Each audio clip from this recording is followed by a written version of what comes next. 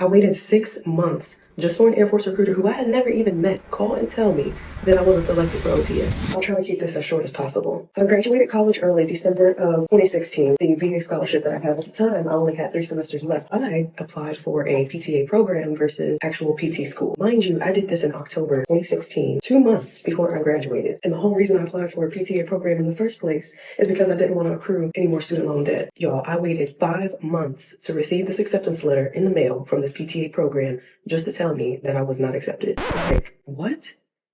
A PTA program, mind you, not PT school. Now, the military isn't something I wanted to do just because I wanted a different lifestyle. However, the lifestyle definitely was not foreign to me being a child to dual active duty Army parents. But I always told myself that if I ever did join the military, it would be the Air Force over any other branch, just because of the better quality of life that I had always heard about. So that very next week, I reached out to an Air Force recruiter who was fairly slow to respond, but I eventually took the AFOQT. I passed, and then had to wait again for my packet to go before an OTS board for consideration to OTS. I waited 6 months just for an Air Force recruiter who I had never even met call and tell me that I wasn't selected for OTS. It was mainly due to my AFOQT scores and the fact that I didn't have a STEM degree. I'm sitting there like, where is my old recruiter at? I was told he PCS, and I'm just like, bro, I can't even get a good handoff. And for a split second, I literally considered joining the Air Force enlisted. But then I was like, man, forget that. I literally just spent 3.5 years getting my bachelor's degree. I went to an Army recruiter that very next week, signed my papers in January of 2018, and by April,